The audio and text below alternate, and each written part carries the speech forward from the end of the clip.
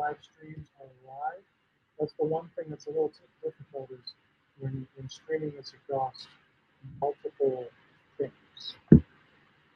Okay, Shiva, we're live. We had to make a little change. I'm going to invite, I apologize. I'm going to invite Johnny, Mr. Walker, on screen. And here we are. Johnny, you're going to need to mute me. I'm going to get rid of Zoom. All right, there we go.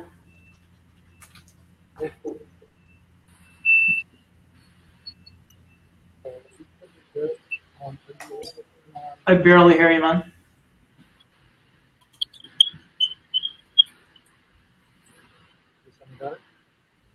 Not much.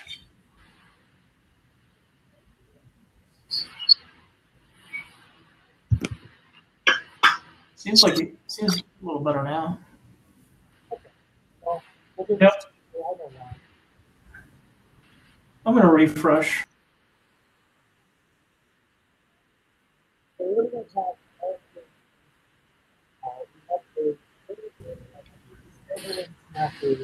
We're supposed to have somebody else on. That doesn't fit me. It's okay. I still want to have them on. This ain't working.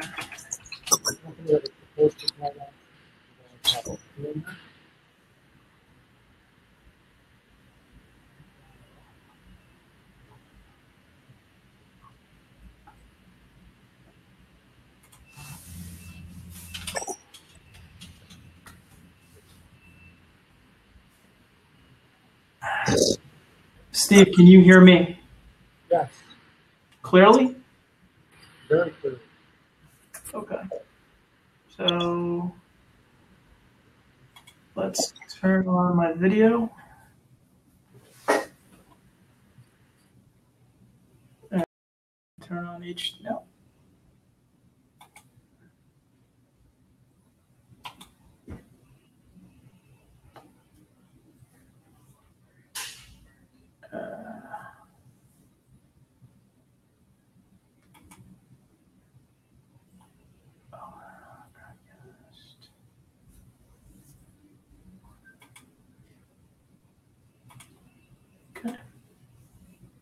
I don't hear you, Steve. No.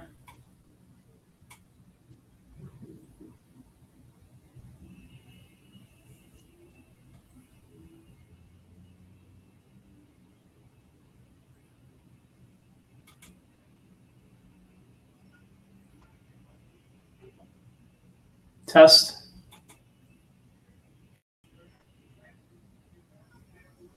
Can you hear me now?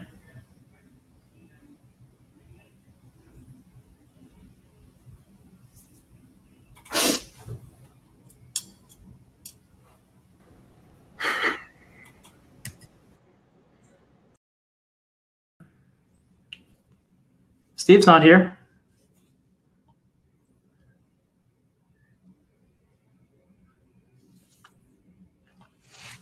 Now I hear Johnny. I think I had a little issue because I screwed with something I shouldn't have.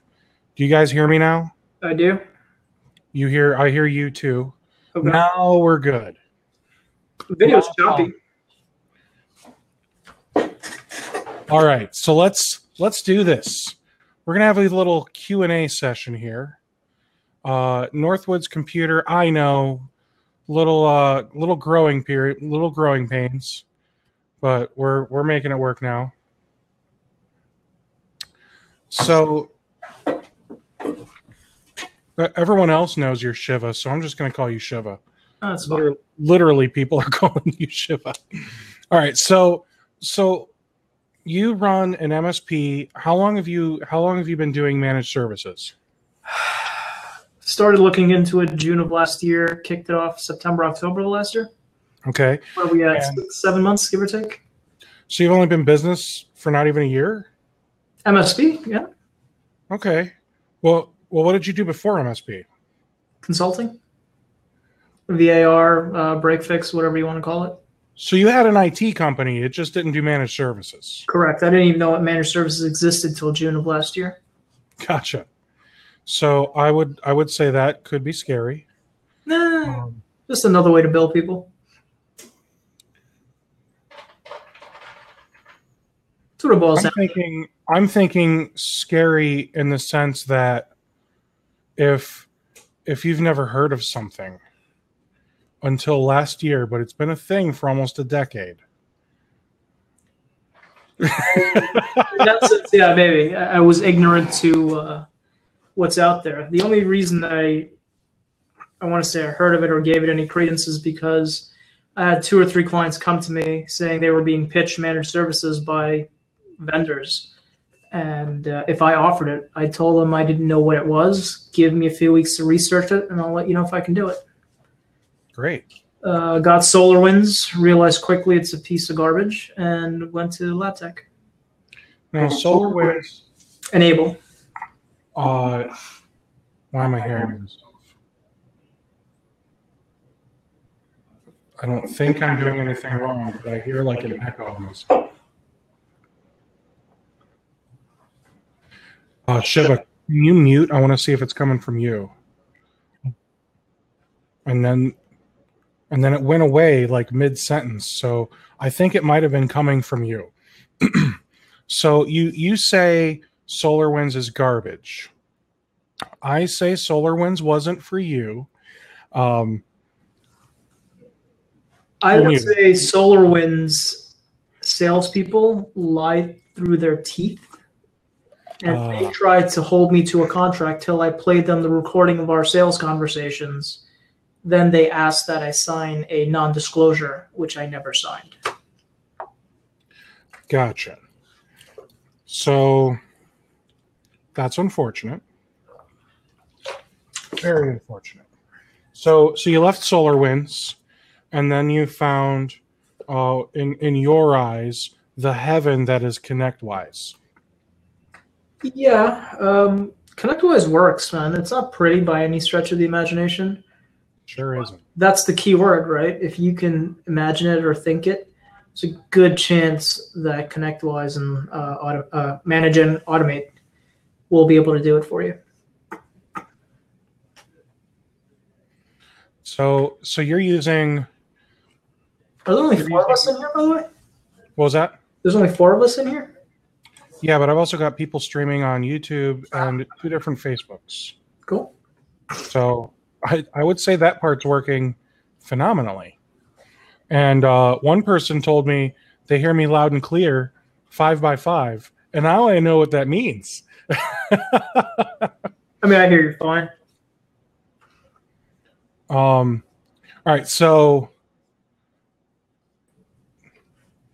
that said, let's talk about so all the different tools you're using are ConnectWise Manage, which used to be called ConnectWise.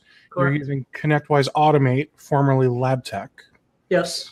You're using ConnectWise Sell. Yes. Formerly Squozel. Correct. You're using ConnectWise Connect. Yes. No, Control. Control. My bad. Formerly Screen Connect. Are there any other ConnectWise products you're using that I've failed to mention? No, that's it for now. I've only been doing this for 6-7 months, so getting a grasp of the tools and how to leverage them is where we're at right now. Gotcha. And for those of you that are watching this live on YouTube, Facebook, or even here, feel free to use the Q&A in the section here on the webinar, or feel free to just pop some comments in on YouTube or Facebook, and I will do my best to respond to those. All right, so Andy says, can't hear you. Other people hear me, so I don't know what to tell you.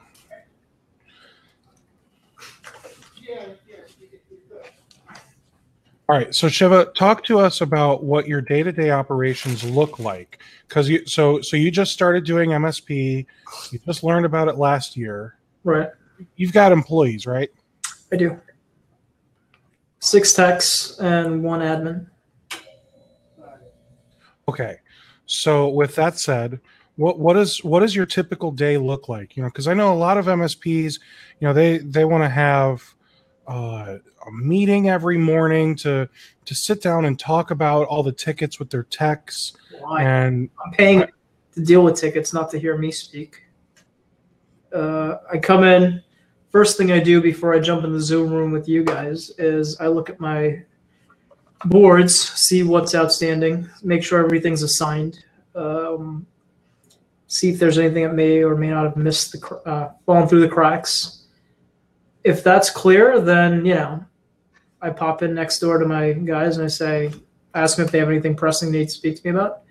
If not, the day goes on. Whatever comes through managed gets dealt with, and it's truly as simple as that. We tend to live and manage. So okay. So if one of your customers, let's just not worry about I'm going to call them break fix customers, because okay. I know you much better than I'm leading on in this Q&A. I know Shiva charges a ridiculous amount of money per hour for time and materials type stuff. So let's just not talk about that at all. Let's talk about managed services, right? Okay. Susie in HR of one of your clients needs tech support. How does she reach you? Email, portal, telephone. Okay. Does she call you on your cell phone? No. My long-standing clients, they already have my cell phone number, so they text me, call me, carrier pigeon, whatever they need to get a hold of me. But the new ones? No. They get the main line. They don't even get my direct dial. Email, which is support @ and the portal, of course. And 90% email, though. Support @ And the ones that come in via email, how long does it take you guys to simply start looking at and working on said ticket? We have a workflow that kicks off. So every 5 minutes, if it's not acknowledged and being worked on, then the person it's assigned to keeps getting emails, and it gets really annoying until you actually look at it. So what do you mean by really annoying? You'll get you'll get 12 emails in an hour saying, work on this ticket, or why has nothing been done. 12 tickets an hour. Every 5 minutes. 5 minutes? Yeah. Wow. Okay. That is really annoying. Yeah. Speaking of status, if you didn't change the type, subtype, but we know you're working on a ticket if you're addressing the type, because chances are you're putting in the subtype and maybe the item. And what's funny is, speaking of 12 tickets, I have my Steve at MSPwebinars.com. You guys are welcome to shoot over an email, or if you go to the website MSPwebinars.com, the little chat there in the bottom right corner, that's all linked up. I use Intercom. So here's some context for you. Right now we have 37 tickets in progress. 37 in progress. Mm-hmm. Nice. Well, in progress, on hold, waiting for client response, or new. So 37 that need to be worked on and completed. Correct. Okay. Well, what I was getting at was sometimes if you have your system set up incorrectly, bad things will happen. And for whatever reason, somebody sent one of my old newsletters to their MSP manager system, which is the SolarWinds PSA. Or lack thereof. I'm trying to be nice. Oh, that's right. They're coming on here in a week or two. Let's be nice, okay? So someone sent an email of my newsletter to MSP Manager.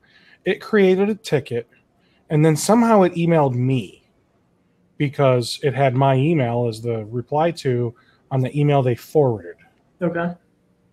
It sent me an email, which opened something up in Intercom, and then Intercom sent that an email, which opened up a new ticket and sent me an email, which sent them a reply, which opened up a new ticket, which so it created this loop. And I wake up, I sit down at the desk this morning, and I see I've got like, I don't know, 15 of these emails, all from like no reply at MSP Manager. So I would say something that's very important for anyone as they're setting up their PSA, no matter what the PSA is, do whatever you need to do to prevent those death by email loops, because that'll make someone mad real quick. I agree. I think if you don't put the time into your tools, you're just going to be wasting time, energy, and money. I agree with that wholeheartedly. I mean, you know me, I've got a consultant for everything when it comes to tools. So let's talk about that. And, if you want, you can name companies and names, or you don't have to name companies and names, whatever you're comfortable with. Okay. So you have a consultant that helped you set up your Automate Lab Tech. No, I have a consultant that set up my Automate. I did nothing. He gave me my credentials. Oh, wow. Okay. So this person literally went in, they, may have installed Automate on the server, the SQL, the everything. All we did was create 3 virtual servers for them, gave them credentials to log in, and they did everything soup to nuts for Automate and the integration with any and everything we used. So you're using 3 servers for Automate? Yeah, there's the Automate server, the control server, and the database. Okay. And then I know back in the day, the big thing with Automate was ESET, but you're not using ESET. No, I don't use garbage. So what are you using for your AV? Sophos, full stack. I'll tell you right now, I got a list here of everything we're using. Device encryption, endpoint advanced, intercept X, mobile device management advanced, server advanced, and fish threat. And then you're using their hardware too. Correct. Well, they're firewalls. Right. Not the apps. APs? Yeah. I hear apps. I'm like, wait, what? Yeah. I just downloaded a new one this morning. All right. So let me just double check if I have any new questions. So with that, this guy, did he set up your Sophos? No, I set that up. There's not much to set up. It's really,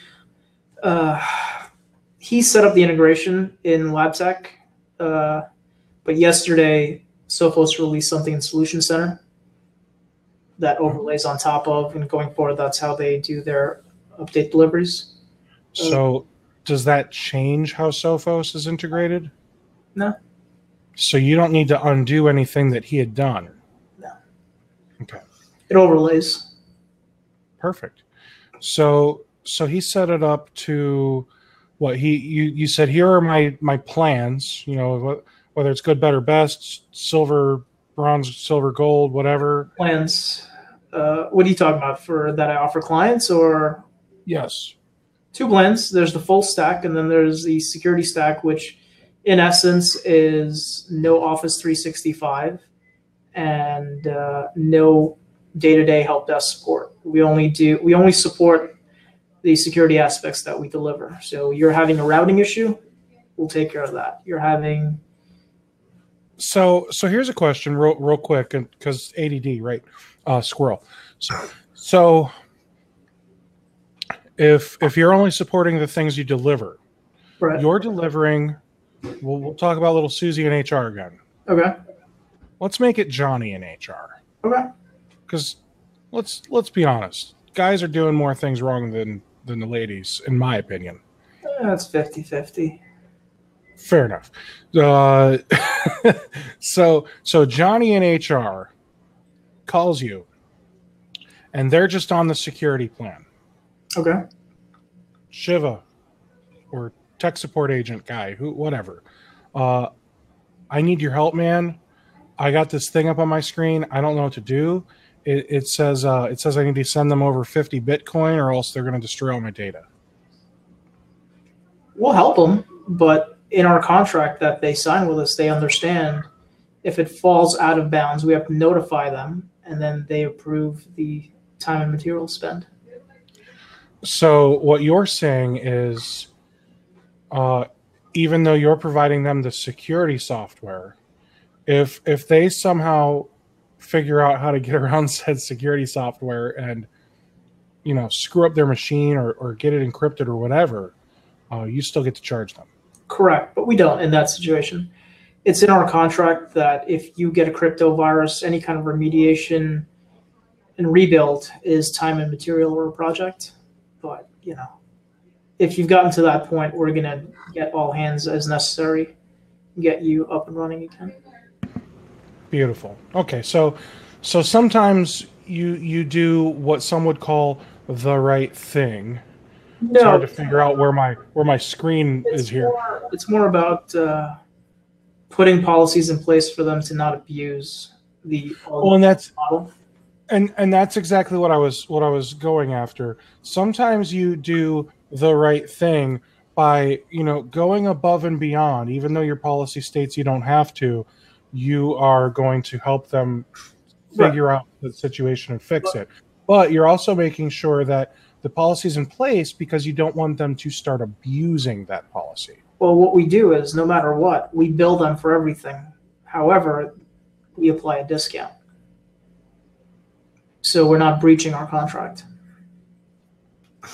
So it shows up as a line item on their next. Now, when you're sending out invoices, so normally, let's say you just send out an invoice with one line item, Correct. Security stack. Correct. Quantity 30. Yep. That same invoice, now it's got another line item that says... No, the way ConnectWise does agreements, you can't, at least I don't believe you can do agreement billing and any other kind of billing on the same invoice. It has to be two distinct. So, and that's just based on how you think ConnectWise works? Yeah, I've looked into every which way to see if I can blend them, but no. I understand where it is. It's, it helps companies understand what they're spending on the agreement and helps companies understand what they're spending on tertiary services. Okay. And when I say company and client. So with that,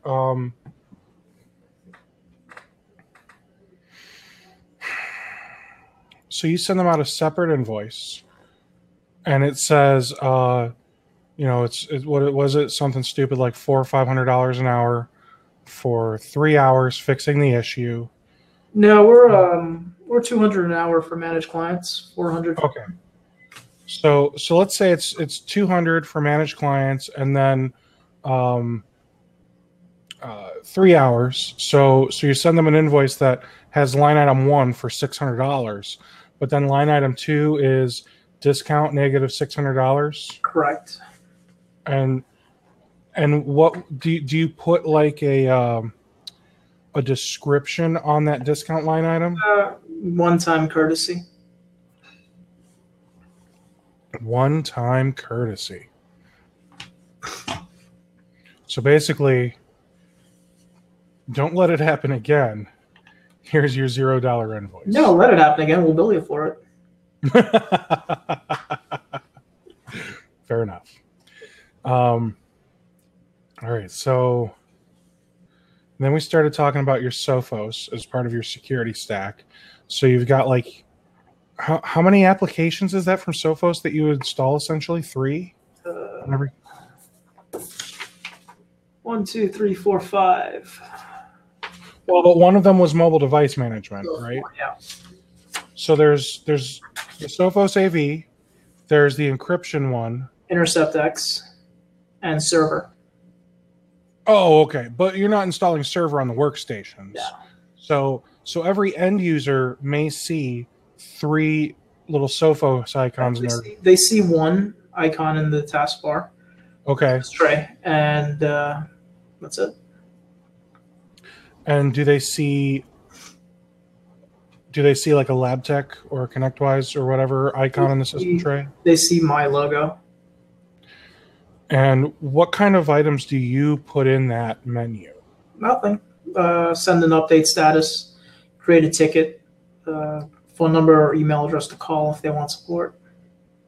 So if I recall correctly, with Automate, you're able to have some pretty powerful customization of what goes in that You menu. can do anything you want with it, I think. Envirosoft, you guys had them on a webinar. I did, yes. One of the nicest things that they have is the app panel. You could feasibly do that in your LabTech. Give people links to click on to get to where they want to go. And that's exactly it. Is I know you can do that with Automate. So have you considered giving people little links that they can click on for fixing stupid things? Like, if you know that every now and then this person has an issue where their print spooler dies, do you give them a button to click to no? With what I charge, we do it. Okay. John, we don't. Yeah, I was just about to say. So John says, I'm looking at Sophos encryption. However, when rebooting from patching, the user is required to enter the BitLocker PIN. Is that something you handle differently? We do not ask for secondary authentication. It's in the policy breakdown for device encryption. Gotcha. The caveat is you must have a TPM chip that Sophos encryption can use. Now, Sophos encryption, all that does is manage BitLocker, though, right? It's not a third-party encryption. Nope, it just manages the recovery keys and such. Okay, so Sophos encryption is simply managing BitLocker recovery keys. Correct. And what does that do? Does that give you a central repository on your Sophos dashboard of what everyone's key is? Yeah, you log in, depending if you have access or not, and then you can retrieve the key and give it to the client for them to enter. Now, Andy said you can fully customize that little button. Andy has links to scripts for resetting the Wi-Fi services and DHCP. It helps significantly when there is issues with people in the field. That's reasonable. Okay. Just going through and looking at all my different chats. I got 4 different chats I'm trying to keep an eye on right now. John, glad we could help with that. Come on, guys, let's have some questions. Give us some tough ones, man. So, otherwise, I'm just going to keep interviewing Shiva about very high level overview type stuff. Unless you guys start asking about the nitty gritty of business, I don't know what you want to learn. I already know everything there is to learn about Shiva. He's a really nice person. Sometimes. All right. Paid. Yeah, when he gets paid. So, Shiva, let's talk about other tools you may use, because I'm sure there's more, or at least I feel like there should be more than the ConnectWise stack and the Sophos stack. There's Veeam. Veeam pretty important, yeah. They no longer use any documentation platforms. Everything's being pulled back in to manage KBs. So now I'm just going to throw out, you signed up for IT Boost. I did. So Shiva's actually one of the first that signed up using the diamond deal that we've got with IT Boost. And you need to take that? I'm going to mute you guys. No problem. So Shiva's one of the first people that signed up for IT Boost, and we'll double check with him in a minute. I'm pretty sure that he's not switching from IT Boost because, in his opinion, it's broken or anything like that. I think he's switching because his thought is if it's not in ConnectWise, it never happened. I'm going to go ahead and invite Andy on screen because Andy thinks he can answer this question. Now, let's see how seamlessly this works. Okay, I had to save some things. There we go. Okay. Hey, it works. Wait, I got to scoot over. Saved. What did you do? Are you talking about the loss of facial hair? What did you do? Yeah, I know. You can blame my poor cat. I got a kitten here recently, and the cat decided to jump on my leg and sink in some claws while I was doing some trimming. And I was like, well, okay, I'll trim it more. Wow. Yeah. So you said you can answer the whole IT Boost thing. Yes. I'm a ConnectWise I'm a ConnectWise shop. Everything's ConnectWise. Automate, manage. Previously, I had Autotask, which it worked. I mean, the Autotask PSA portion is what I mean. And IT Boost was a very good way to very easily solidify and coagulate all the information that it was spread out between the Excel documents, Autotask, and everything else. My documentation was in a sense it was lacking in this because I could not quickly and easily get to the information that I needed within a relevant amount of time. IT Boost did a very good job of coagulating all of my various repositories and dumps of information. So in that respect, yes, it did very well. The downside is when I got ConnectWise, I've found out that ConnectWise does have a lot of the features built into it that IT Boost offers. And it's not that IT Boost is not a good platform. It is a good platform. It does work. It's just that there's a massive amount of redundant information between the two platforms. And so, Andy, did you also drop IT Boost? I did. So that'll be. I've just about gotten everything that I put on there off of it, and that will be. I think it ends at the end of this month. So, but I really liked it. It worked really well for my transition period between Autotask and ConnectWise. I think the platform itself, as it grows more integrations into other platforms, it will be a much more. It's a very good platform. I mean, I think as it grows with more integrations and depending on the size of your company, I think that is a big indicator on where it kind of lays in your stack effectively. Okay. For me, when I open up ConnectWise a ticket, I immediately get the configuration item listed there. I can click the configuration item. I can see my notes that I've listed out for that particular item. So it does work similarly to how IT Boost would in that respect. So it's kind of what's easier for you. Do you want pretty, or do you want just the raw data? Manage does a lot of the raw data kind of stuff. IT Boost makes it pretty. So if I'm understanding this correctly, so IT Boost, if I remember, they do documentation, customer satisfaction, and they also have the very pretty bright gauge looking thing. Yes. So they're basically taking Smileback or Customer Thermometer Yeah. Break Gauge, and IT Glue, and putting it all in one system. Yep. Yeah. Pretty much. And I mean, and they do it very well, I think. I mean, it's a good product. I don't think That's the product. I just think it's redundant. That's really what it boils down for me. Yep. Now, I have not tried it yet. Well, you're on Kaseya. However, I'm not a ConnectWise shop, so I think that is going to be big points for them because I don't have a very good way to do documentation.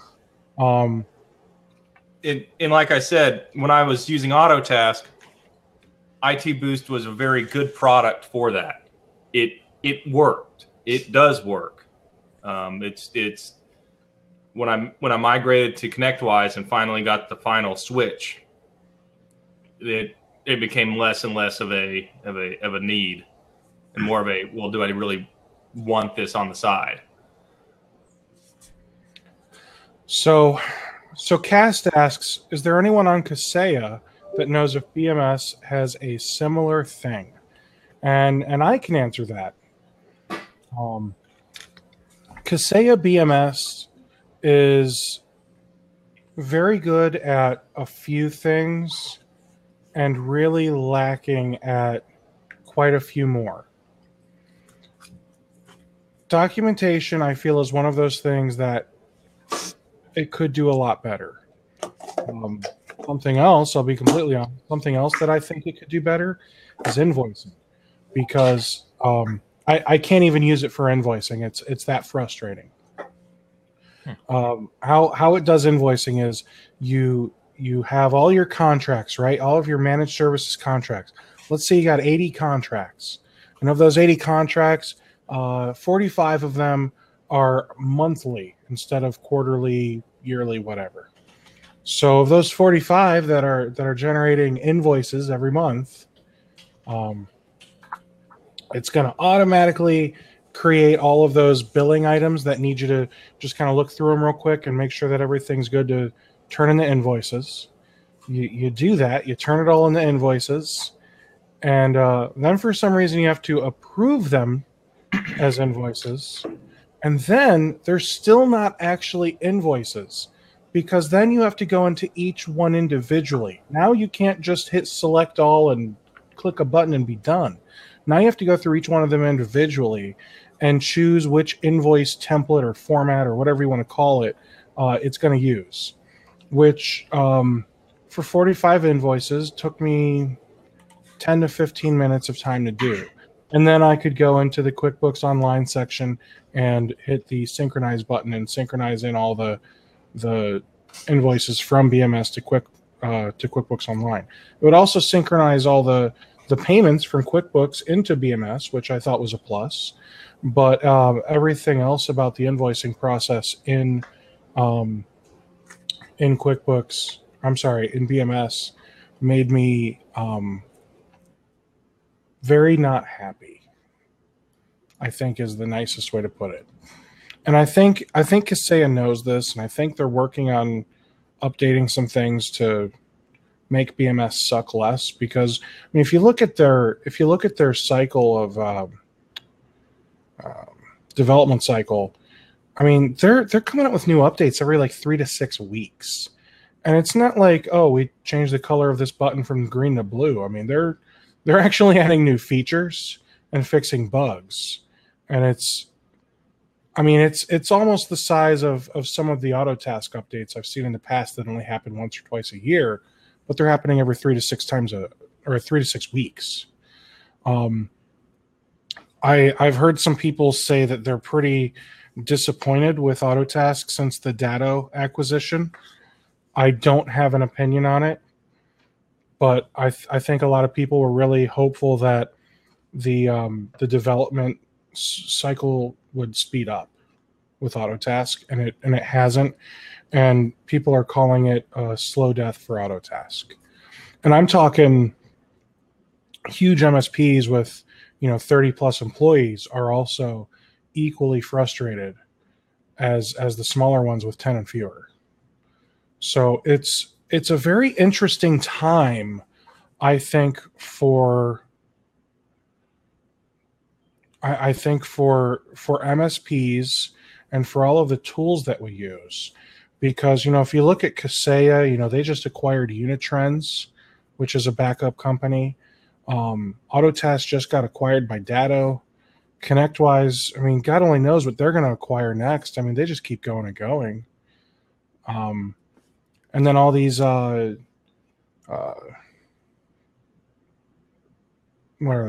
groups keep doing all their acquisitions. You're muted, Shiva. Venture capitalists. Yeah. Equity. So there's just a lot of money being thrown around in the industry right now, and it's a very interesting time, I think, for MSPs. Zach mentioned he wants to be brought on too. I agree with that completely, Zach. He said we're seeing stack consolidation. When Autotask acquired CentrStage, which is now Autotask Endpoint Management, all development stopped on AEM outside of rebranding. Long-standing bugs haven't been fixed in AEM. That's what prompted my switch. Now, I will say, Zach, they have made some pretty awesome improvements on AEM in the last 12 or so months. Oh, yeah, that's probably true. What I see happening is 3 or 4 major stacks are being consolidated. Just to compare it to the survey results that that guy on the subreddit did and published today. Looking at that was somewhat interesting. We can't draw a ton of conclusions from it, but it was fascinating to me to see that at the smaller scale, there were 3 or 4 RMMs that were pretty dominant, and at the large scale, it was Kaseya, Autotask, and Central, without question. And it's fascinating to me that at the lower end, SolarWinds RMM was pretty dominant of the 3 major ones, and Central was also dominant at the larger scale. And I see more and more of that happening. My guess is we're going to have 3 or 4 technology MSP stacks where they're going to have everything you need to be an MSP. And it's going to tie in with all of these peer groups that specializes in enablement, like True Methods, SharTech, those places. They're going to pick one of these stacks and help people implement them. And we're just going to see just a giant glut of MSPs aligned along these 3 or 4 stacks. And then the obvious next step would be there'll probably be NOC services and outsourced help desks that will align along those stacks as well. So it's the commoditization of MSP is what it is. It's getting easier and faster and less barrier to entry for people to just go start an MSP. Would you agree with that, Steve? Yeah, I think honestly it's nuts in the industry right now is my opinion. And sorry, I got hit with comments. I'm terrible at multitasking is what it comes down to, Zach. Yes, I agree, but yes. I also think there's a tremendous amount of snake oil in the MSP. Mm-hmm. Yes. Everyone's got some new demand for tools right now that there's a lot of snake oil being pushed. What I think there is a lot of techs who see what their bosses or other people are making with no clue as to what it actually takes to run a business, saying, I'm going to be an MSP. And they are so far behind the curve. They need a tool for this and a tool for that. And that's why you've got the IT Glue, the IT Boost, the Brightgauge, these guys, all this other stuff who use it. Then you have the flip side of the managed services providers who have no clue what the hell they're doing. So, if they can't dazzle you with their brilliance, they're going to baffle you with bullshit. And that's why they're going to go for the bright gauge and give you these metrics, these reports. If you're really delivering service the way you should be, 90% of these third-party tools aren't needed, because what are you reporting on? Everything's working. That's all the client cares about. Right? Express that in your QBR or whatever your not even value presentation process is. That's you're already in there. You don't need that stuff. All you need to say is, listen, your stuff is working. That's it. My clients, they don't care about all the reports. I stopped sending them any reports because to them it's moot. And yeah, they don't care, man. I found the exact same thing. Like when I was sending out the reports, I had one client that said, yeah, I saw you sent me this, but I've just been too busy to actually look at it. What do I need to know, Steve? Are we okay? Yeah, everything's running great. Okay, great. I'm just not gonna look at this then. Okay. Do you want me to still send it? That's self-aggrandizing behavior. When you send these, it's like, look at me, look at what I did. No, here's my bill, pay it, and your computers are going to keep working. And if you can distill it down to something like that, and obviously a much nicer way to the client, they're going to be happier, you're going to be happier, and you get to go out and bill and build more, I think. So Cast here said, someone starting out then, straight for ConnectWise or something cheaper? There's a 2-tech minimum with ConnectWise and a $1,500 onboarding fee.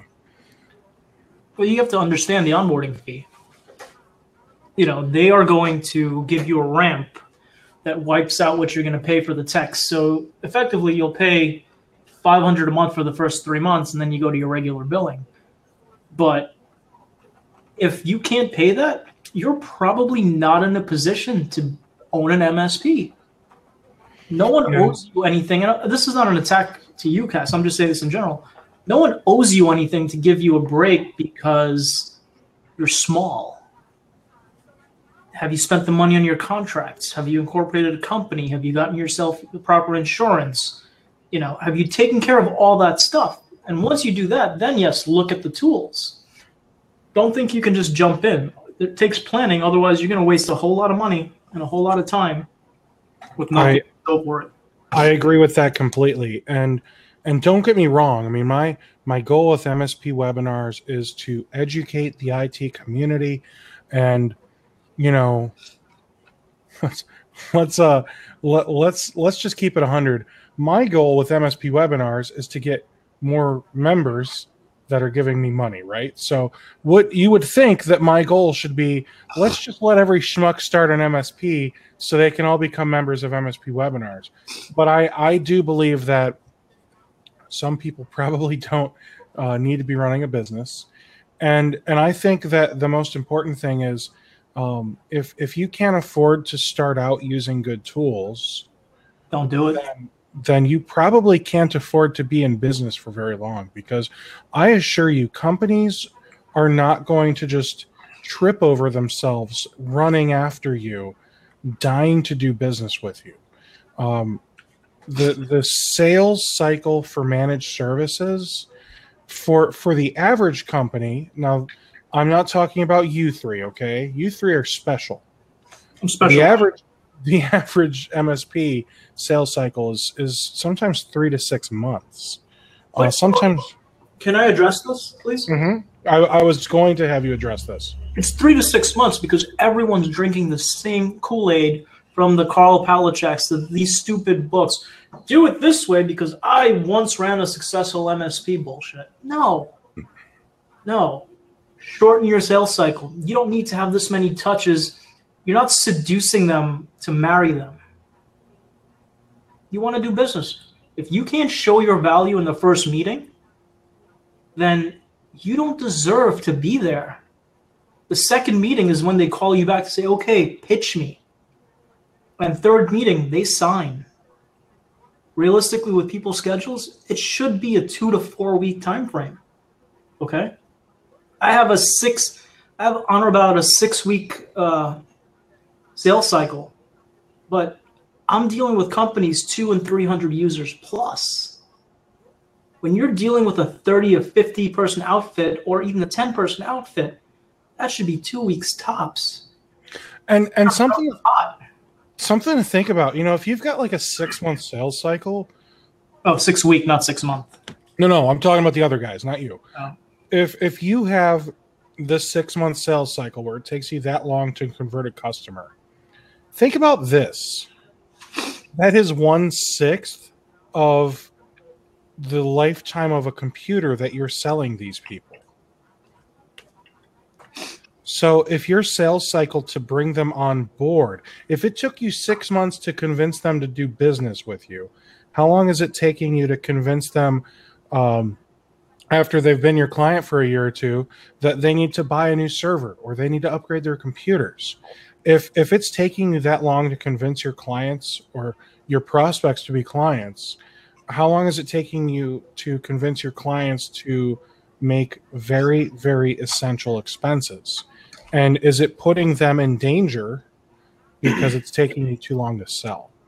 A lot of it boils down to is you need to figure out what the mindset of your client or prospective client is.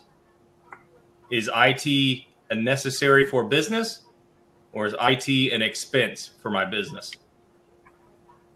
And if you can figure that out within your first meeting, and you'll kind of pick up on how they talk. This server we had to pay $3,000 for. It's a piece of crap. Blah blah blah blah blah. I don't. All we do is just keep throwing money at it. I'm tired of dealing with it.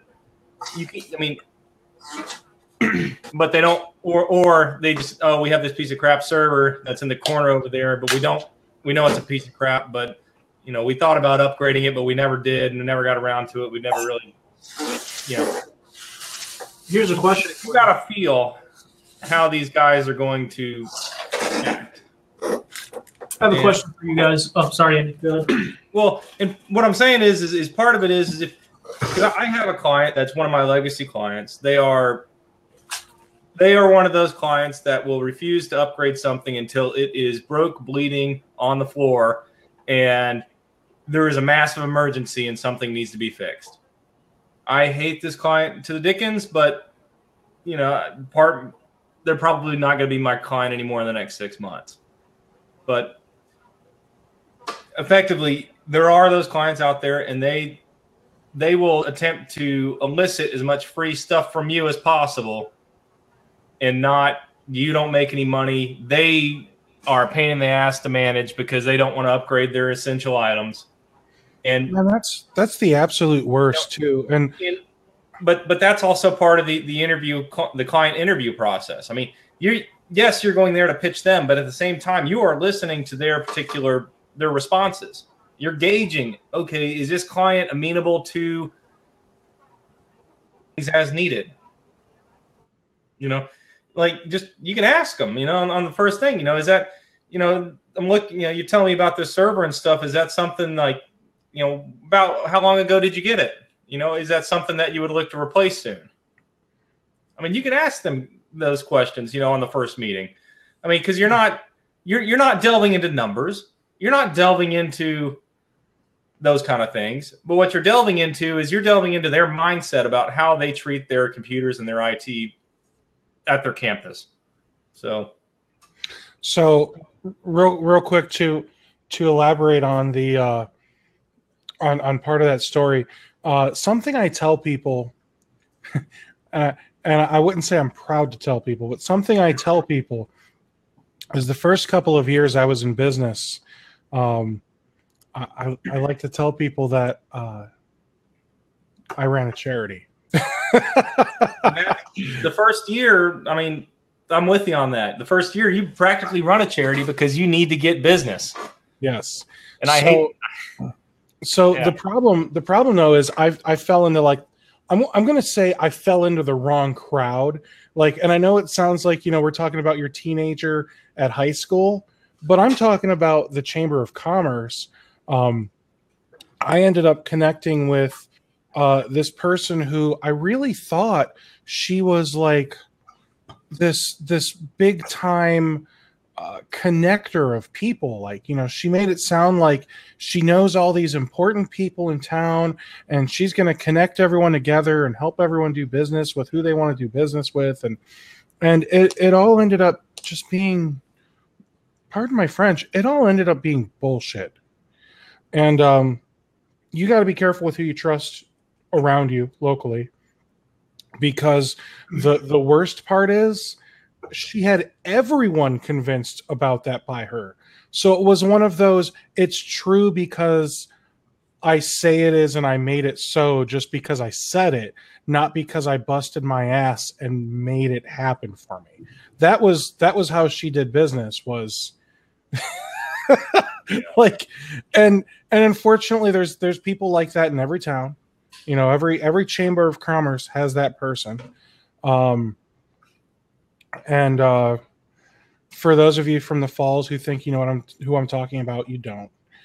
Just throwing that out there too. So be careful. For those of you that are like Cast, you know, for those of you that are thinking, yeah, I think I'm ready to start my own MSP. One thing I'll say is, if you think you're ready to start your own MSP, you're not. You need to know you're ready to start your own MSP.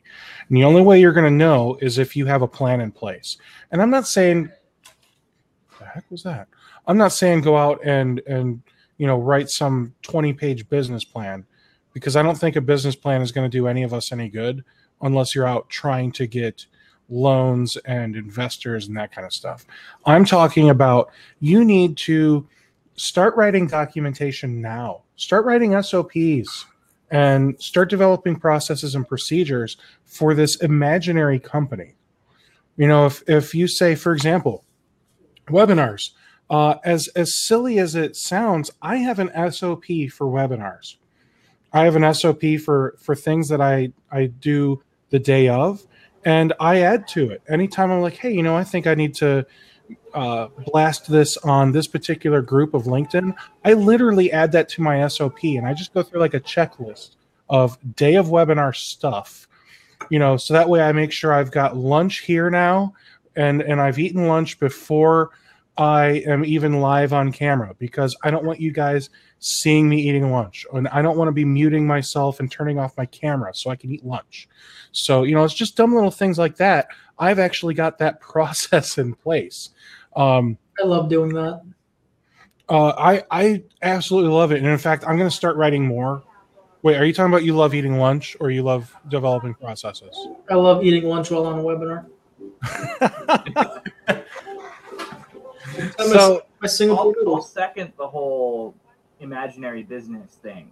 Like, I've taken that to the extreme, to the point where, like, I have a domain with an Office 365 tenant with like a set of servers and some workstations, and like a real fake company with like people in it. And like, I'll bring in like my friends and say, you know, like, break this, and then see how my processes apply to that.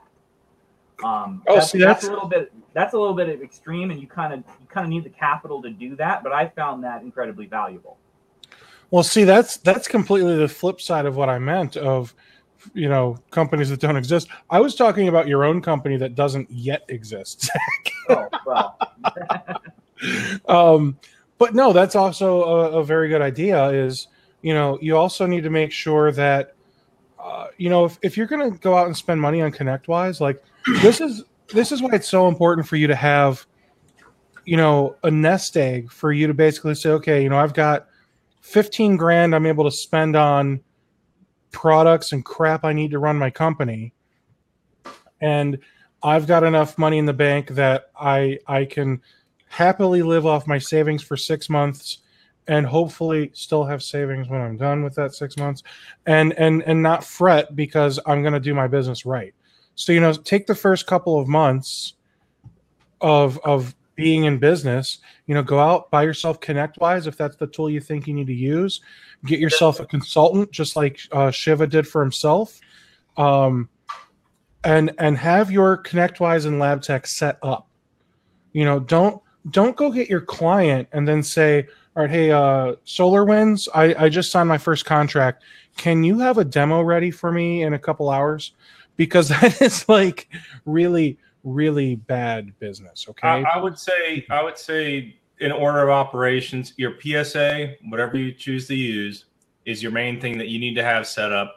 And to the point of working and ready to go when your first customer signs. Mm-hmm. The endpoint agent and all that kind of stuff, most of them out there have you can get the agents installed without much going on. So my deal would be is when you get your first client, make sure you have your PSA set up. At that point, either within the week of them signing, prior to them signing, if you're pretty definitive on that, get that set, get that purchased and going. Because at that point, if you're definitive, okay, I have money coming in, good. Because a lot of these places, they require a 1-year contract. So just be careful about that. You got to, at least to get your first client out, get your foot out the door, and that kind of thing. You got to, yes, get your PSA squared. Don't be too gung-ho, because you don't want to get yourself in a situation where you owe a company, a couple $1,000 because you accidentally sold some stuff you didn't sell.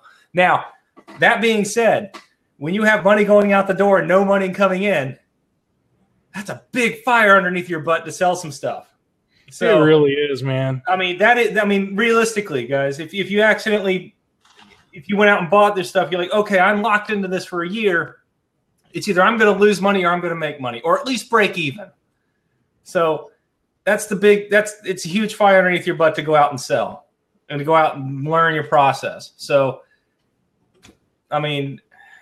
teach their own methods and methodologies, but when you got money leaving your pocket, at the end of the day, if you got money leaving your pocket, you want to sell something. So now you, when you switched from Autotask to ConnectWise, Andy, yes, you for a while you had some overlap, right? 4 months worth. 4 months of overlap. Okay. After their ramp. Oh wow! So you got a ramp from ConnectWise. I got a 2-month ramp from ConnectWise because I was able to negotiate some of the rates down, but it was only a 2-month ramp. So I got a 2-month ramp, and then I had another 4 months of overlap with Autotask. So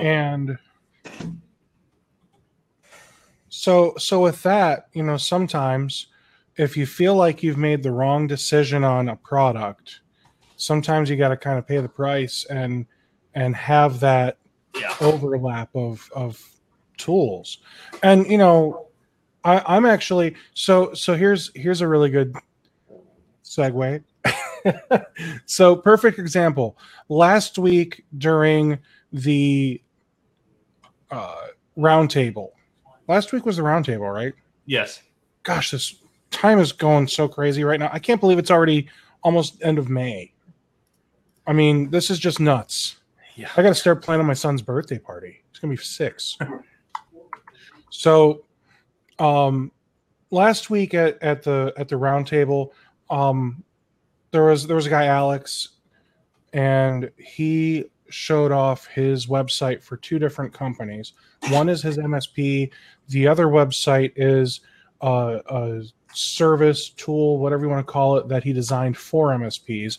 I'm actually going to have him on in the future, sometime this year, to show off his tool. With all that though, like he was showing us how he does everything with the websites, and basically he signed up with Pronto Marketing, and they basically do it all for him.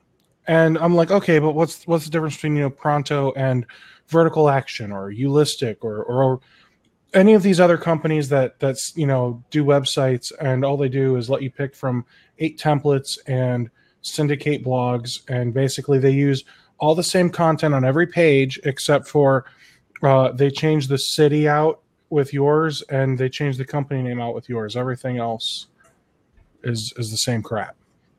And he said, oh, well, they actually have copywriters. They custom copyright every single page on your site.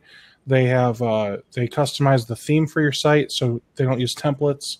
And sounds pretty great, right? So I say this because you guys are probably going to laugh a lot, but I took the last week or so, and I had several conversations with Pronto, and I made the decision to switch MSP webinars over to Pronto soon. Like, I've already signed the contract. They're already developing things. So I'm taking it off of ClickFunnels right now and putting it on Pronto, which, perfect example.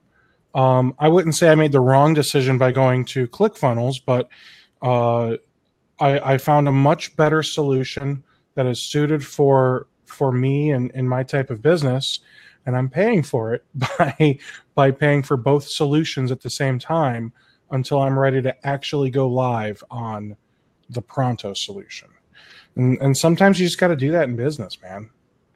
It stinks, but sometimes you got to do that in business. Zach, when are we going to get you to switch over to ConnectWise or Kaseya, man? I've been eyeing Kaseya a little bit. I told myself you need a new prescription. I told myself 5 years ago, as soon as I could make, at the time it was Hound Dog, I couldn't make it do what I wanted, that we would switch. And I still haven't hit that yet.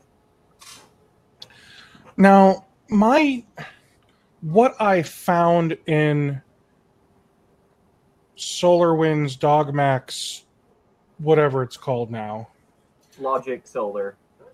Right. Logic Solar Dog.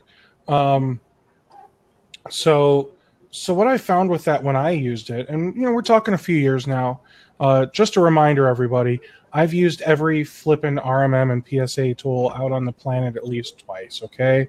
So if you have questions about one, just let me know, because I can probably answer it.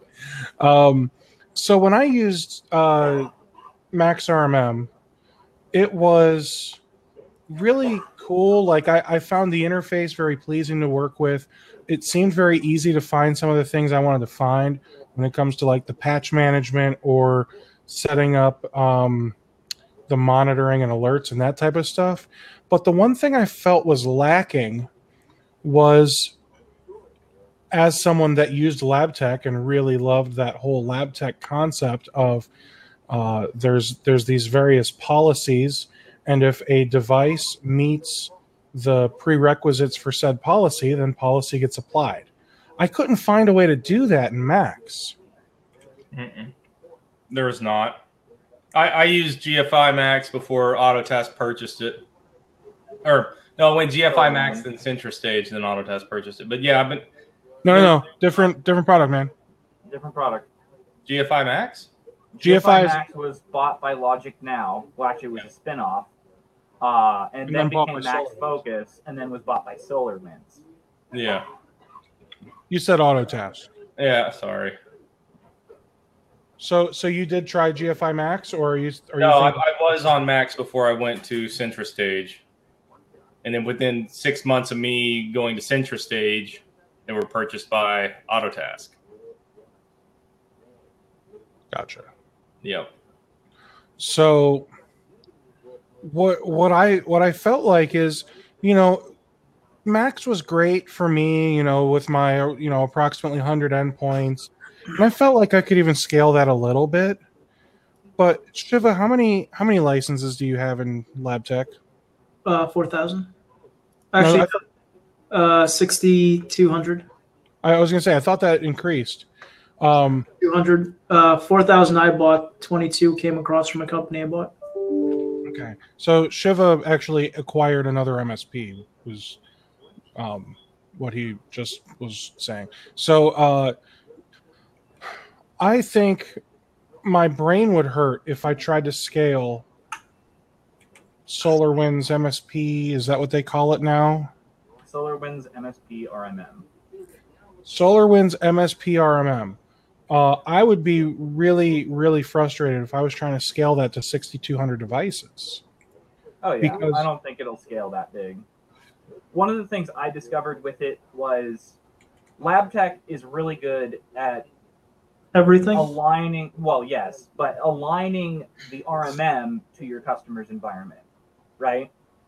Whereas SolarWinds MSP RMM it works a lot better when you align your customer's environment to what you want it to be. And so that kind of became my methodology. Is like I didn't take what they had, I changed what they had to be what I wanted, and then then I could have standardized monitoring templates and all of that stuff that MSP RMM wasn't great at, because it's not great at having lots of different environments. It's great at having a bunch of environments that are very, very similar. so if you decided tomorrow you want to monitor a new service, let's call it Steve's Happy Service. You need to monitor this service on all of your endpoints. How quickly can you deploy that monitor out to all of your endpoints? And I'm asking Zach first, and then I will ask Andy and Shiva, the ConnectWise guys. So while I'm here, I'm reading something on Discord for creating a role for BitLocker. I just did it in the last 3 minutes you were talking. So to create a role, monitor, whatever you need, I'd say 5 minutes or less. And but okay, so you created a role. Now you got to deploy that all out to your endpoints, right? Yeah. That's Brian. Okay. That's your ConnectWise LabTech consultant. Yes. Okay. So Zach, how long does that take you to deploy across all your hundreds or thousands of endpoints? I'm monitoring a service, right? You're just deciding, Like hey, I want to Windows- add a Windows service. a new Windows service, Steve's Happy Service. Well, I would edit my global default template, add the service there, and then right-click on the top level of my hierarchy tree and say apply this globally add additional checks, keep existing checks, and then it would push out. Probably, I don't know, like if I'm testing it properly, 30 minutes. If I don't give a crap and just want to add it in, 3 to 5. But you're telling me you've only got one template? I have one default template. One of the things SolarWinds MSP RMM lets me do is I can have different templates for each site and each client.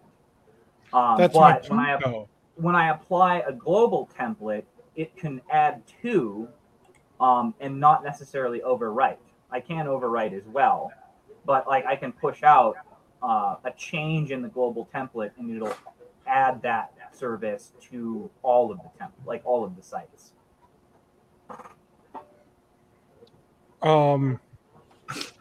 Okay. Andy, you actually work in lab tech yourself, unlike Shiva, who who just hires people to do it. So how long would it take you to say, I want to start monitoring this Windows service called Steve's Happy Service, and deploy that across all of your endpoints? I mean, you could just create a remote monitor, and then that way, the next time the agent checks in, it just picks up on it, and that's it. And does that monitor get applied to like a policy or a custom search or whatever? Or well, yeah, I mean, basically, you create a monitor, and you'd say, I want to monitor any of this, any of the service names named this, and then you could say by default it gets applied to everything that's within my standard bracket of monitoring. So, I mean, I have all my devices in my 8x5 managed services clients folder. And then basically I would say apply that monitor to that folder or group, whatever you want to call it. And then it just, next time the agent checks in, it's happy, and there it is. okay. And then you can and then based on the how that monitor acts, you can have it set to either restart the service, start the service, or just give you an alert. So it sounds, a lot of dumb little steps, but I'm sure that's only because Zach simplified his drastically. Basically, it's create a monitor, apply it to my 8x5 group, and then if I want to do anything with it any more than just monitor the service, you can add scripts to it. So basically, it sounds like the SolarWinds MSP RMM and ConnectWise, it's fairly simple to do that across the board for all of your clients. Yeah. Okay, let's complicate things a little bit. If that monitor stops, we'll just say stops, okay? We need remediation to kick in that automatically restarts that monitor. Zach, how easily does that remediation get deployed across the board? If the service stops and I need to just restart it again, the RMM has that automatic response built into the check itself. If service is stopped, restart service, do it X number of times. If it continues to fail, generate an alert. Okay. The other option I have is I can associate a script to a failed check. So if check fails, execute script. And that's PowerShell, Batch, JavaScript, Perl. I think it even does PHP, but I've never done that, so I don't know how it works. Mostly PowerShell here. This is fun. It's almost turning into like SolarWinds versus ConnectWise. All right. So, Andy, how quickly can you tell it to restart that service if it dies? Well, it's running on the machine itself, so it's not waiting for the agent to check in to see if it dies. So basically, if the service stops for any reason, that's not a manual stop, meaning I didn't stop it. It'll effectively, you can have it set to automatically restart the service. And then next time the agent checks in, it'll open up a ticket saying, hey, the service stopped. We attempted to restart it. If the restart failed X number of times or whatever, it'll then keep the ticket open. It'll assign a higher priority to it, and then I get to do whatever I want with it at that point. So that's a very good point. And then if it does start and it stays started, it'll close the ticket automatically. And because you're using automate and manage, you could even have it apply time to said ticket. Yes, and actually automate will do that. You can have it do that automatically. Right. That's what I mean. Automate can say applying time will work for any direct PSA integration, so that will work for Autotask as well. Because they have a direct PSA plugin. That'll work for ConnectWise Manage because it's all in one. Of course, yeah. But yeah, that'll apply time. You can't have it apply time to that. It's like all my 9-ite stuff that I have automatically update. Time is applied to those things automatically. And that just helps you if a customer ever needs to sit down with you because they're having second thoughts. Mm-hmm. You can almost use that as like justification, like, well, I didn't bother sending you all these stupid reports because nobody ever reads them, but here's all the work I do for you every month. Yep, exactly. And here's how much time you would have spent for time and materials. Now, Zach, what I'm going to start off, and then you can fix me if you're able to. I'm going to start off dissing SolarWinds a little. My recollection is with SolarWinds, you can totally not do that. Okay, you can tell it to restart the service, and you can have those daily safety check reports. But you can't really have it like say, oh, I did this work and I spent 15 minutes doing it, and apply it to your ticket, which, I mean, you use what, MSP Manager or whatever SolarWinds something they have? Their latest iteration of it. What exactly do you use it for? Well, how long is it? Not much, honestly. I'm getting there. Right, yeah. Because it has matured somewhat. And so it can crawl instead of creep? Yeah, basically. Like the new NGP version that they have is like way faster. Like way faster. It now has like automatic task templates that apply time when the tasks are run through. You were going to say something. I saw your hand. Can it actually do real billing and really integrate with QuickBooks? No. That's one of my biggest beefs that I'm having with Brian. As you know, you probably remember Brian. Very honest man. I love Brian. Is great. Honest person I came across in all of SolarWinds. There's another good one. Carla. Did you ever meet Carla? Nah, they're all rest of them are a line piece of shit. But Carla's pretty straightforward too. She works closely with Brian, and I think Brian has rubbed off on her. Anyways, we actually changed Phrasing. how we use the billing because the way it integrates the service items and all of that stuff into QuickBooks Online was total bullshit. I will give you that. I'm working with Brian on their betas to work on that, and it's going to look pretty interesting when that comes out. But basically, we created a single service item for each customer, because the way we do our what I call our actuarial cost analysis is we compute a specific price on a per client basis based on an actuarial table that we developed that helps us derive what we need to charge that client based on what they have. And so that becomes a single service item in MSP Manager. And so now we're only trying to sync one service item per client, and that makes the crappy integration a little more functional. It's not perfect. I fully admit that. But we have worked around it.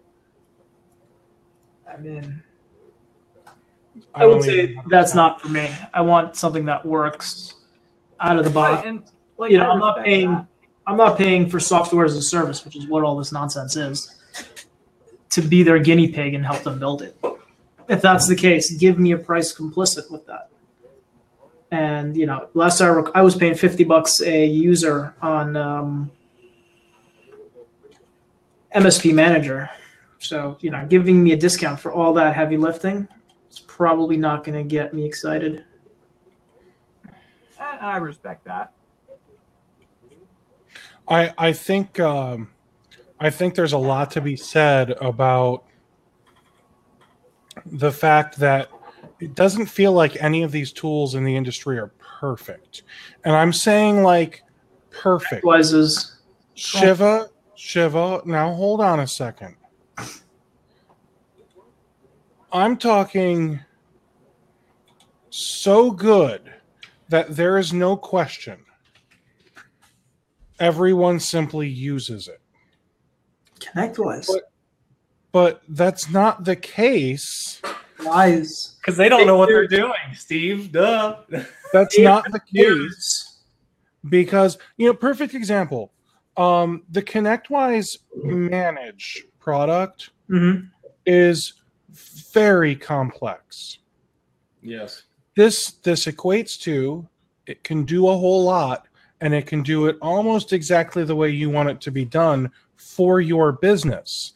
And that is one thing that can be said about the MSP industry is, Andy, Shiva, Zach, and myself all operate very differently from one another. And with that said, we could all, saying in theory, we could all be using ConnectWise Manage, and it could be configured completely different for all of us. And all of us could be happy with the result, which is it just works, right? Right. ConnectWise is like a very complicated Apple device. It just works. If you put the time into it from the beginning, yes. Yeah. Yes. So let's just assume all the time's been put in, okay? The problem that you're going to have is so 1 second. Someone wants a link to this. Done. Okay. The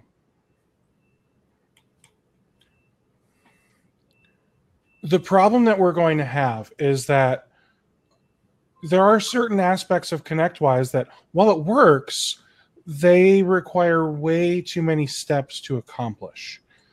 Some people complain that it takes way too many steps to create a ticket or add a time entry or whatever. Right. Some people complain that ConnectWise is ugly, and I believe they're actually making steps to correct that with. You know what, dude? What I've realized in the MSP world is the uglier it is probably the better it is. You're probably not wrong. I mean, look at MSP Manager. Look how pretty that thing is. What was that? Look at how pretty MSP Manager is. That was just a low blow. Poor Zach. So It's not Zach, it's SolarWinds. Yeah. Just because I made it work doesn't mean I resent Shiva for hating it. Fair enough. I mean, even so, like with Autotask, they touted that they would work with LabTech. I had issues all the time where tickets wouldn't pull over from LabTech into Autotask. The integration was set up properly. I mean, I will say the only thing that I have found that is superior in Autotask as compared to ConnectWise is the billing process. ConnectWise, with Autotask, it was a pretty straightforward process. ConnectWise, not so much. It's a little bit more of a headache. But once you get it done the first time, that's it. It's pretty much easy. Easy peasy. Yep.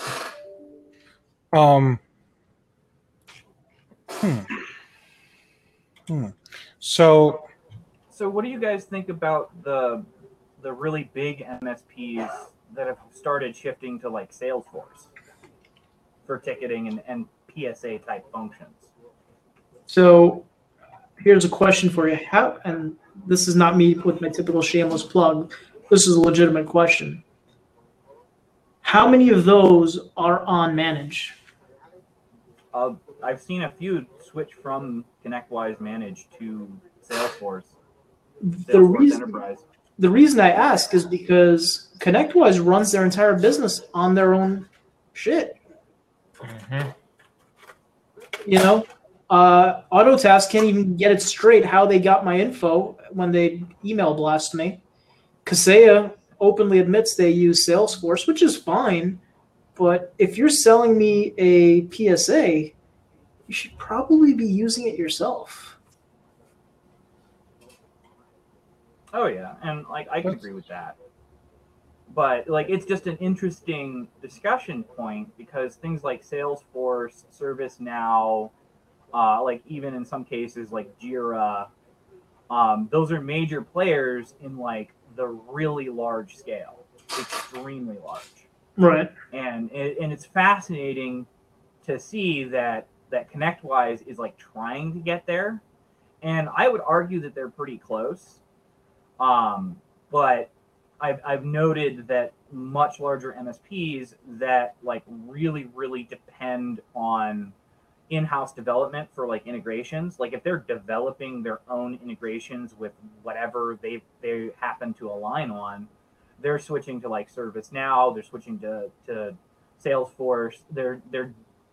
That's like seems to be like the higher level that's actually above the scale fit for ConnectWise. I think not you specifically, but I think to get to the point of Salesforce where, all these PSAs can't cut it for us. Yeah. I'm not there. I don't think I'm there as yet. Look at a guy like Mark Shaw. He's got what, tens of thousands of endpoints. What's he using for? He's on Autotask. Yeah. I mean, now, never mind. I'm not going to go there. Now, with that said, I mean, Would he feel like ConnectWise is better? Possibly. But I don't think there's a big enough reason for an MSP to switch to Salesforce.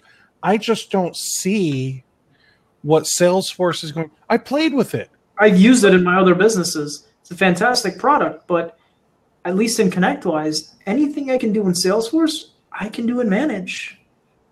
And I'm not saying I leveraged Salesforce to the best of its ability. That's more than likely a deficiency on my part, not Salesforce. But again, it's not doing anything that I can't already do, that I know that I want to do or even know, have thought about doing. Right, and I think it would be a great discussion if we could find an MSP that has made the switch to Salesforce and like really drill in on like what led to that decision. I think you muted yourself, Steve. Sorry. I will say this. I am looking for a couple MSPs that are using Excello. Are you guys familiar with that one?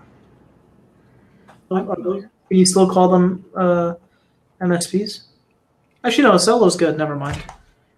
Yeah, I'm looking for a few that are using Excello, and Excello actually has some integration. Well, some they have a ton of integrations with. I know they've got GFI. I'm pretty sure they've got LabTech if they got GFI. I mean, didn't Ernest used to use them? I think so. If I recall correctly. I do believe so. Guys, it is after 2:30. I think it's time for us to try and wrap up. Do we have any last minute thoughts? No. Zach? Not really. It's been a fun discussion. This was a good, fun discussion. I am very sorry that today's. Can we put them on blast? No, man. There's no reason to put them on blast. The company that Slinger sucks.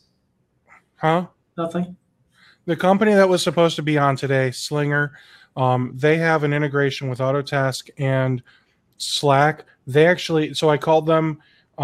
They called me back, and they just had a scheduling conflict for today, and they, If they weren't using Autotask, they can keep on top of their schedule. Oh, stop it. Stop it. True. Stop it. Andy, do you have any last thoughts for everyone that's watching? If you're just trying to get off the ground, be smart about your move. Get your PSA set up. Worry about your endpoint product after you get your stuff. Go out and sell. Really. Doesn't really matter what you use, as long as you use something. Don't go with the cheapest bargain bin thing or the thing that looks the prettiest. Stay away from the Terras, the Ninjas, and garbage. Yep. Autotask. I will say if you are using Autotask or are looking at Autotask, if you go with their AEM product, the integration is great. If you're not, if you're going with Autotask PSA and a different RMM platform tool, not so much. So, I want to close by saying just a few things. One, check out mspwebinars.com. If you like what you see today, there's going to be a whole lot more. There actually already is a lot more available to members in the member area. So if you're not a member of MSP Webinars, check it out. It's only $20 a month, guys. Okay, $20 a month, and it gets you access to all kinds of really great content and really great discounts with vendors. Two, I mentioned I'm switching over the MSP Webinars website to Pronto. For those of you that are members, I'm going to make this transition as seamless as possible, so please don't freak out about that. And for anyone that's interested in checking out Pronto for their own company, don't make any rash decisions because I'm working on a discount for you guys. Finally, what did you think about today's webinar platform? It allows me to still be in Zoom. This is true. This is true. I I personally, so I'm going to say I absolutely love that it lets me stream to YouTube and 2 different places on Facebook, and it would let me stream to other places as well if I had other places to send things. So the fact that this is allowing me to have even longer reach for my webinars to be seen, I'm really excited about that. So I am strongly considering using this every week. Cast. What are the top things you'd say to focus on in the very start? Okay, we could take a couple minutes and talk about this. Selling, contracts, SOPs. Personally, I think that making sure you have a contract ready for your first customer to sign is definitely important. I don't think you should sell anything until you have a contract ready for them to sign, because if you sell them a service and you don't do it with a contract and nothing but a handshake, someone's going to be very unhappy someday. And it's probably 99% of the time, it's going to be you. It's probably going to be you. So have a contract ready. Have some SOPs ready. And I'm not saying they have to be like the best of the best SOPs, but it doesn't hurt to have some basic SOPs written of how to operate your business, man. And then you got to go out and sell. As far as what you listed. Now, I agree with Andy completely. You should have your PSA up and running and configured and ready. I'm not saying it has to be perfect, because if you are a good MSP, you're doing continuous improvement on your PSA and RMM tools constantly. Okay? But you should at least have it ready to where if you're going to use ConnectWise, you've got the client onboarding stuff set up. You've got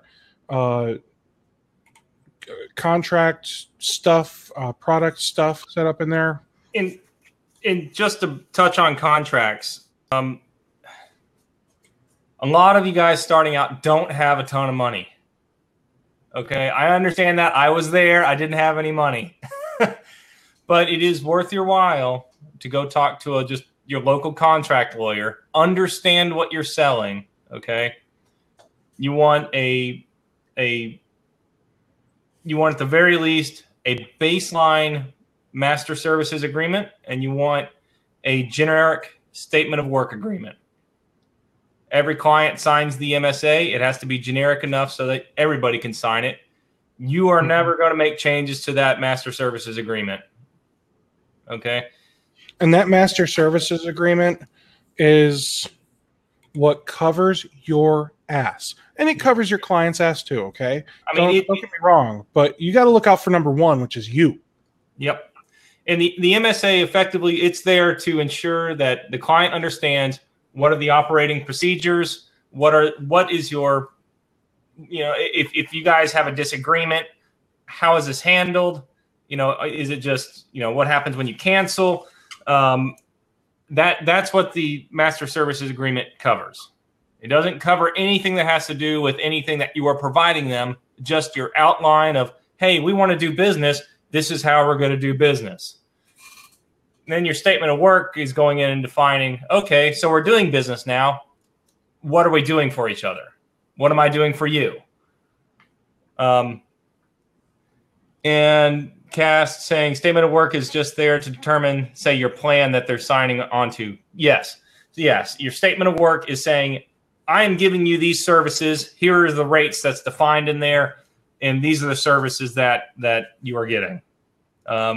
Some people put should be appendices beyond that. And one of those appendices is going to say, here's my rates for everything above and beyond. Yeah. So basically your statement of work is effectively saying, this is what I'm providing for you. This is how much it's cost. And these are the locations that I approve of. This is how much it costs for each additional user. This is, attempt to indemnify yourself as much as possible in there. Yes, if I'm providing backup services in my statement, well, in an appendice, I should say, well, yes, I'm going to provide the services. However, all backup stuff, don't ever trust it, blah, blah, blah, blah, blah. So yes, your statement of work defines exactly what you're providing. And you're also it's smart. You don't have to, but it's smart to include and say, basically you got, understand everything that we're doing is in best effort. Everything that we're doing is in the hands of, the Almighty, if anything bad happens. So,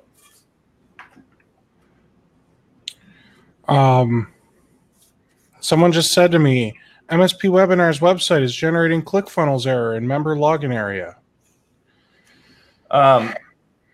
If you want to talk to a guy, I think it was $1,500 or so, or maybe it was $3,000. But who's that guy out of Florida? Bradley Gross. He did mine. He's basically a very straightforward, he specializes in IT work. If you don't want to go to your local guy, and he'll make it for your state. He'll do whatever he needs to do. Cat, damn it. Stop. Get out from behind there. Got a new cat. But he specializes in a lot of that kind of stuff. And he'll go back and forth with you until it's completed. And basically until you are satisfied with the MSA and your generic statement of work. So. Well, thank you so much, everybody. Andy, Shiva, Zach. I really appreciate you guys. You guys are always here when when we have something fun to talk about. In regard to a contract, I am working on getting a contract available to MSP Webinars members, so that don't expect it tomorrow, but be aware that that is something that I'm working on making available to members. That's all I got for now. For the guy that was saying that he's getting errors getting into the member login area, I'm not getting any errors, so I don't know why. I am actively working with ClickFunnels to make sure everything works correctly, though, and I want to make sure everything continues to work correctly until the website gets moved to Pronto. So that said, thank you so much, everybody, for attending, for assisting, for watching. I really appreciate all of you, and I will see you all next week at the MSP Processes and Procedures webinar. Take care, guys. See you.